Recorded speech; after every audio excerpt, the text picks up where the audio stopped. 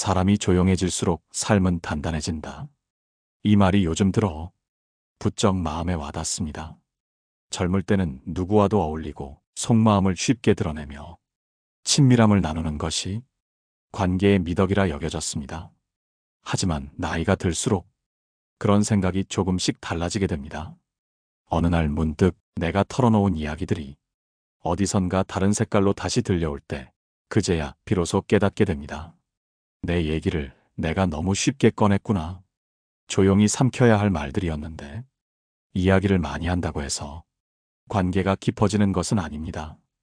오히려 말이 많을수록 틈이 생기고 그 틈 사이로 상처가 스며들기도 하죠. 노년의 인간관계는 한마디 말보다 묵묵한 태도에서 더 많은 걸 느끼게 됩니다. 무엇을 말하느냐보다 무엇을 말하지 않느냐가 그 사람의 깊이를 보여주는 법입니다. 오늘 이 시간 우리가 함께 나눌 이야기는 바로 사생활입니다. 그 중에서도 절대로 쉽게 말하지 말아야 할 6가지, 나이 들수록 조심해야 할 말의 영역에 대해 조용히 살펴보려 합니다. 사생활을 감춘다는 것은 누구를 경계하거나 의심하라는 의미가 아닙니다. 오히려 나의 마음과 삶을 더 건강하게 지키기 위한 지혜로운 거리두기입니다. 말은 한 번 입 밖에 나오면 되돌릴 수 없습니다. 그리고 그것이 아무리 가까운 사람에게 한 말이라 해도 그 사람이 내 이야기를 나만큼 조심스럽게 다뤄줄 거라는 보장은 없습니다. 그러니 우리는 조용히 살피고 신중하게 털어놓으며 어떤 이야기들은 내 안에 고요히 간직할 줄도 알아야 합니다. 사람은 보이는 얼굴보다 숨겨진 속내에서 진짜 깊이가 드러납니다. 그리고 그 깊이는 지나친 말이 아닌 신중한 침묵 속에서 생겨나는 법이지요. 이제부터 나이 들수록 절대 쉽게 말해선 안 되는 6가지 하나씩 함께 살펴보겠습니다. 가장 먼저 이야기 드리고 싶은 것은 가족 간의 갈등이나 분쟁입니다. 이건 절대로 쉽게 입에 올려선 안 되는 이야기입니다. 가까운 이웃, 오랜 친구, 심지어 친한 형제 사이에서도 이 부분은 특히 조심해야 합니다. 처음엔 그저 답답해서 털어놓았던 이야기일 수 있습니다. 아들이 요즘 말도 안 하고 무뚝뚝해. 며느리가 자꾸 마음에 걸려. 그런 속내가 한두 번은 공감도 얻고 위로도 받을 수 있죠. 하지만 그 말이 시간이 지나며 반복되면 결국은 나도 모르게 내 가족을 험담하는 사람이 되어버립니다. 사람들은 생각보다 이야기를 곧잘 기억합니다. 당신이 무심코 흘린 말이 어느 날 다른 자리에서 전혀 다른 뉘앙스로 전해질 수 있습니다. 그리고 그 이야기는 당신의 관계뿐 아니라 당신 자식, 당신 배우자에 대한 시선까지도 조용히 바꿔놓게 됩니다. 가족은 어떤 순간에는 서운하고 답답하고 심지어는 억울하게 느껴질 때도 있습니다. 하지만 그 감정은 가족 안에서 조용히 풀고 다스려야지 밖으로 꺼내 드러낼수록 상처만 깊어집니다. 한 어르신께서 며느리와의 불화를 자주 친구들에게 털어놓으셨습니다. 처음엔 그럴 수도 있지 하며 들어주던 이들도 몇 번을 반복하다 보니 어느 순간 그 어르신의 말보다 며느리의 뒷이야기만이 남게 되었습니다. 결국 그 이야기는 가족 모임에서도 영향을 주었고 며느리는 점점 더 거리를 두게 되었죠. 어르신은 말씀하셨습니다. 나는 그냥 그날 너무 힘들어서 말했을 뿐인데 그래서 말은 조심해야 합니다. 특히 가족 이야기는 더 그렇습니다. 우리가 진심으로 화해하고 싶을 때, 그 사람을 용서하고 싶을 때 이미 내뱉은 말들이 장벽처럼 돌아와 나를 막을 수도 있으니까요. 가족과의 갈등은 밖으로 풀 문제가 아니라 안으로 돌아봐야 할 문제입니다. 마음을 내려놓고 침묵으로 견디고 작은 변화로 풀어나가야 하는 것이지 남에게 토로한다고 해결되는 일은 거의 없습니다. 사람은 결국 가장 가까운 사람에게 가장 많은 감정을 쏟게 되어 있습니다. 그 감정이 순간의 말로 새어나가기 전에 한 번 더 삼키고 한 번 더 돌아보는 습관, 그게 바로 지혜롭게 나이드는 첫걸음입니다. 두 번째로, 절대로 쉽게 말해서는 안 되는 것은 자신의 재정 상태입니다. 내가 가진 돈이 얼마인지, 연금이 얼마나 나오는지, 자식에게 얼마나 도와줬는지, 이런 이야기를 자랑처럼 혹은 푸념처럼 자주 꺼내는 분들이 계십니다. 처음엔 그저 살아온 이야기를 나누는 것처럼 느껴질 수 있습니다. 하지만 돈 이야기는 언제나 오해와 욕심을 부르기 쉽습니다. 아무리 가까운 사이라도 그 사람의 마음속에 있는 생각까지 내가 알 수는 없습니다. 나는 그럴 뜻이 아니었는데, 이 말로 시작되는 후회는 대부분 돈에 관한 이야기에서 시작됩니다. 사람은 의외로 누가 얼마를 벌었는지보다 누가 얼마를 가졌는지에 더 민감하게 반응합니다. 그리고 그 반응은 질투, 오해, 거리두기로 이어지기 쉽습니다. 한 어르신은 동네에서 함께 지내던 친구에게 연금을 얼마나 받는지, 아파트가 얼마에 팔렸는지를 술자리에서 솔직히 말한 적이 있었습니다. 그 다음부터 그 친구의 태도가 달라졌습니다. 작은 식사 자리에서도 계산을 당연히 그분이 하기를 바랐고, 말끝마다 형님은 여유 있으시잖아요 라는 말이 따라붙었습니다. 그분은 씁쓸하게 웃으며 말했습니다. 괜히 얘기했다 싶더라고요. 내가 그런 사람으로 보이진 않았는데 말이지. 돈 이야기는 말할수록 외로워집니다.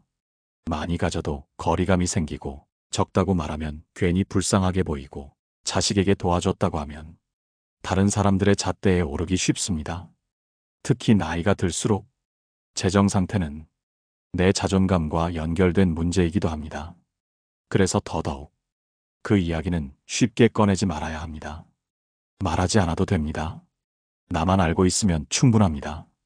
내가 가진 것이 무엇이든, 그것이 자랑이든 고통이든 남의 귀에 닿는 순간 그 의미는 바뀔 수 있습니다. 조용히 사는 것이 결코 움츠러드는 삶이 아닙니다. 오히려 내 삶을 내 안에 단단히 지켜내는 방식입니다. 재정 상태는 침묵이 가장 든든한 방패가 됩니다. 나의 삶을 가볍게 만들고 내 인간관계를 건강하게 유지하는 아주 중요한 지혜입니다. 가장 가까운 친구에게도 돈 이야기만은 한 발짝 물러서서 할 수 있는 사람이 노년에 더 단단한 사람입니다.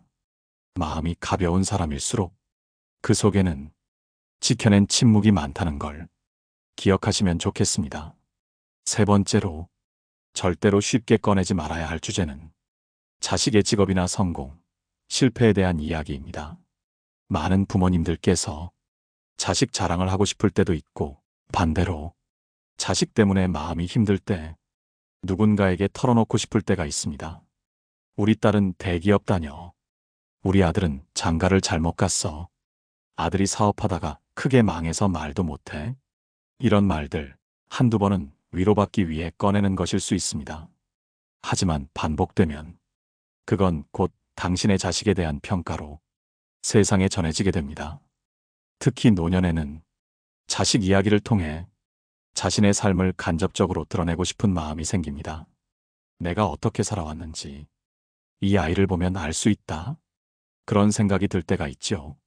하지만 이 마음이 깊어질수록 자식 이야기는 자랑이든 한숨이든 결국 부모 스스로의 가치를 남의 입에 맡기는 결과가 되기도 합니다.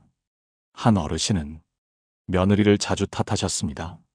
우리 아들이 공부도 잘하고 성격도 좋은데 며느리가 참 버릇이 없어. 그 말을 들은 지인들은 처음엔 고개를 끄덕이다가 나중엔 슬며시 거리를 두기 시작했습니다. 왜냐하면 가족의 문제를 쉽게 꺼내는 사람은 어느 자리에서도 누군가를 흉보는 사람으로 보이기 쉽기 때문입니다. 반대로 자식을 지나치게 자랑하는 경우도 조심해야 합니다. 어떤 분은 자식이 판사라는 이야기를 거의 모든 자리에서 하셨는데, 그 이야기를 들은 사람들 중에는 자연스레 비교당한 느낌을 받은 이들도 있었고, 마음속으로는 다른 건 부족한가 보다 하는 엉뚱한 생각을 하게 되는 경우도 있었죠. 자식은 자식의 삶을 살고 부모는 자신의 생을 살아갑니다. 그 둘을 항상 함께 내세우려고 하다 보면 자식도 부담스러워지고 관계 속에서도 미묘한 불편함이 생기기 마련입니다. 노년의 고운 품격은 자식 이야기에서 드러납니다. 말없이 지켜보고 필요할 땐 묻지도 않고 도와주는 것. 그게 자식을 진심으로 생각하는 부모의 태도입니다. 누군가 자식 이야기를 꺼낼 때 조용히 미소만 지을 줄 아는 사람. 그 사람은 스스로의 삶에 대해 자신감과 단단함을 가진 사람입니다. 우리도 그렇게 자식의 성공이나 실패에 너무 휘둘리지 않고 그저 내 삶의 평온함을 지켜가는 지혜로운 어른이 되면 좋겠습니다. 말이 적을수록 관계는 부드러워지고 자식도 부모를 더 깊이 존중하게 된다는 걸 잊지 않으셨으면 합니다. 네 번째로, 노년에 특히 조심해야 할 말은 이전에 받았던 상처나 배신에 대한 이야기입니다. 살다 보면 누구나 사람에게 상처받고 믿었던 이에게 등 돌림을 당한 경험이 있습니다. 그런 일은 잊고 싶어도 잊히지 않고 때로는 세월이 흘러도 속에서 곰듯이 남아있기도 하죠. 그래서 가끔 속이 울컥하는 날에는 그 이야기라도 꺼내야 내가 살아온 시간이 정리되는 것 같고 마음이 조금은 풀리는 것처럼 느껴지기도 합니다. 하지만 그 상처가 말로 꺼내지는 순간 그건 더 이상 내 마음 안의 정리가 아니라 관계 속의 색깔이 되어 나를 바라보는 시선을 바꿔놓을 수 있습니다. 그때 믿었던 사람한테 뒤통수를 맞았지. 돈 떼이고도 바보처럼 아무 말도 못했어. 이런 이야기를 들은 사람은 겉으로는 고개를 끄덕이며 들어주겠지만 속으로는 조용히 생각합니다. 이분은 아직도 그때에 머물러 있구나. 괜히 나한테도 예민하게 굴진 않을까. 그 상처의 이야기가 한두 번이라면 공감과 위로가 되지만 반복되면 사람들에게 피로를 주고 때론 조심스러운 거리를 만들게 됩니다. 그리고 나 자신조차 계속 그 시절의 피해자 역할에 갇히게 되지요. 노년의 가장 지혜로운 사람은 자신의 과거를 조용히 품고 사는 사람입니다. 말하지 않아도 눈빛과 태도에서 삶의 깊이가 느껴지고 그 깊이에서 상처를 넘어서 온 단단함이 묻어나게 됩니다. 한 어르신이 이런 말씀을 하신 적이 있습니다. 나를 크게 속인 사람이 하나 있었는데 이제 와 그 이름을 다시 입에 올리는 건 내가 다시 그 사람에게 시간을 빼앗기는 것 같아서 싫어요. 그 말에 진짜 회복이 무엇인지, 진짜 자존심이 무엇인지 배울 수 있었습니다. 누군가 내게 깊은 상처를 주었다면 그걸 덮으라는 말이 아닙니다. 다만 더 이상 그 이야기로 내 감정을 설명하지 않아도 되는 사람이 되어가야 한다는 뜻입니다. 내 과거를 이야기하지 않아도 지금의 내 모습만으로도 충분히 존중받고 신뢰받을 수 있어야 노년의 삶은 비로소 평온해집니다. 상처는 드러낼수록 커지지만 조용히 껴안을수록 나를 단단하게 만듭니다. 그 단단함이 내 사람을 지켜주고 나 자신을 지켜주는 가장 따뜻한 울타리가 되어준다는 것을 기억해 주시면 좋겠습니다. 다섯 번째로, 나이가 들수록 절대로 함부로 말해서는 안 되는 것이 자신의 질병이나 건강 문제에 대한 지나친 이야기입니다. 물론 병을 숨기라는 뜻이 아닙니다. 필요할 땐 병원 이야기도 약 이야기도 서로 나누는 것이 위로가 되기도 하죠. 하지만 문제는 그 이야기가 지나칠 때입니다. 어디가 아픈지, 어떤 약을 먹는지, 며칠 동안 잠을 못 잤는지 끊임없이 이야기하다 보면 자신도 모르게 아픈 사람이라는 이미지로 자신을 가두게 됩니다. 그리고 그 말은 듣는 사람에게도 마음을 눌러앉히는 무게로 작용합니다. 아픈 이야기가 자주 반복되면 사람들은 점점 내 주변에서 조용히 멀어지기 시작합니다. 아직도 그 얘기야. 만나면 병원 얘기밖에 안 해. 이런 말은 한 번 들으면 잊히지 않습니다. 그리고 조금씩 그 사람의 이미지를 늘 아픈 사람, 늘 약한 사람으로 각인시키죠. 어느 시니어 모임에서 이런 일이 있었습니다. 처음엔 모두 반갑게 인사를 나누던 분위기가 몇 분 지나지 않아 한 분이 자기 허리 수술 이야기를 시작하면서 모두의 표정이 무거워졌습니다. 그분은 정말로 몸이 아파서 이야기를 꺼낸 것이지만 그날의 모임은 결국 병 이야기로 마무리되었습니다. 그리고 다음 달 모임에서 그분은 초대를 받지 못했다고 조용히 섭섭해하셨습니다. 그 일이 나쁘다는 건 아닙니다.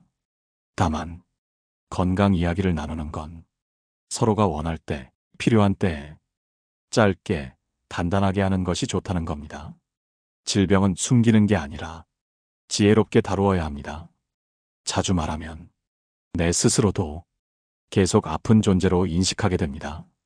반대로 내가 내 건강을 무겁게 여기지 않고 차분하게 살아가는 태도를 보이면 그 모습 자체가 다른 사람에게 신뢰가 됩니다. 정말로 아픈 사람일수록 더 의연한 사람입니다. 말보다 태도로, 내 몸을 아끼고 말보다 침묵으로 나를 지키는 사람은 늘 주변에 고운 사람을 머물게 합니다. 아픔을 말로 풀기보다 조용히 안아주는 것, 그것이 노년의 지혜이자 가장 품격 있는 자기 돌봄이라는 걸 우리 함께 기억해두면 좋겠습니다. 마지막으로 6번째, 절대로 쉽게 꺼내지 말아야 할 주제는 돈에 대한 지나친 이야기입니다. 어느 모임에서든 누가 얼마를 벌었는지, 연금이 얼마인지, 자식이 얼마를 주는지, 혹은 형제나 친구와 돈 때문에 겪은 갈등을 자주 이야기하는 분이 있습니다. 나는 연금이 매달 180만 원인데 아무리 아껴도 모자라. 형한테 돈 빌려줬다가 아직도 못 받았어. 아들이 차 사준다더니 아직 감감무소식이야. 이런 말들은 당장은 공감과 위로를 받는 것처럼 느껴질지 몰라도 듣는 사람 입장에서는 조심스러움과 거리감을 만드는 말이 되곤 합니다. 특히 노년에는 경제적 불안이나 비교 심리가 더 쉽게 작용합니다. 누군가는 넉넉한 노후를 보내고 있는 듯 보여도 누군가는 가까스로 살아가고 있을 수도 있기 때문이죠.